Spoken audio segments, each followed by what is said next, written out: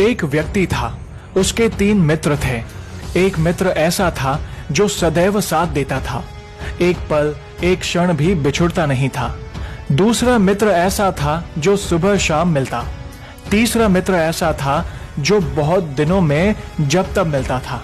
एक दिन कुछ ऐसा हुआ कि उस व्यक्ति को अदालत में जाना था किसी कारणवश, और किसी को गवाह बनाकर।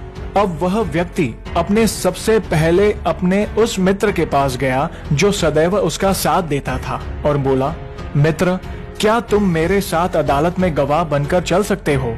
वह मित्र बोला, माफ करो दोस्त, मुझे तो आज फुर्सत ही नहीं। उस व्यक्ति ने सोचा कि यह मित्र मेरा हमेशा साथ देता था, आज मुसीबत के समय पर इसने मुझे इनकार कर दिया। अब दूसरे मित्र की मुझे क्या आशा है? फिर भी हिम्मत रखकर दूसरे मित्र के पास गया जो सुबह शाम मिलता था और अपनी समस्या सुनाई। दूसरे मित्र ने कहा, मेरी एक शर्त है कि मैं सिर्फ अदालत के दरवाजे तक जाऊंगा, अंदर तक नहीं। व्यक्ति बोला, बाहर के लिए तो मैं ही बहुत हूँ, मुझे तो अंदर के लिए गवाह चाहिए। फिर वह थक हार कर अपने तीसरे मित्र के पास गया जो बहुत दिनों में मिलता था और अपनी समस्या सुनाई। तीसरा मित्र उसकी समस्या सुनकर तुरंत उसके साथ चल दिया। अब आप सोच रहे होंगे कि वो 3 मित्र कौन हैं? तो चलिए हम आपको बताते हैं इस कथा का सार। जैसे हमने 3 मित्रों की बात सुनी, वैसे हर व्यक्ति के 3 मित्र होते हैं। सबसे पहला मित्र है हमारा अपना शरीर। हम जहां भी जाएंगे, शरीर रूपी पहला मित्र हमारे साथ चलता है, एक पल एक क्षण भी हमसे दूर नहीं होता।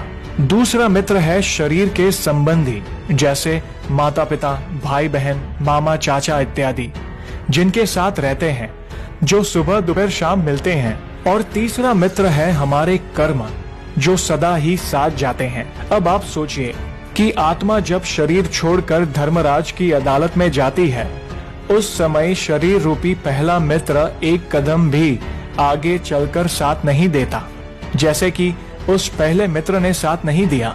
दूसरे मित्र संबंधी शमशान घाट तक यानी अदालत के दरवाजे तक राम नाम सत्य है कहते हुए जाते हैं तथा वहां से फिर वापस लौट जाते हैं।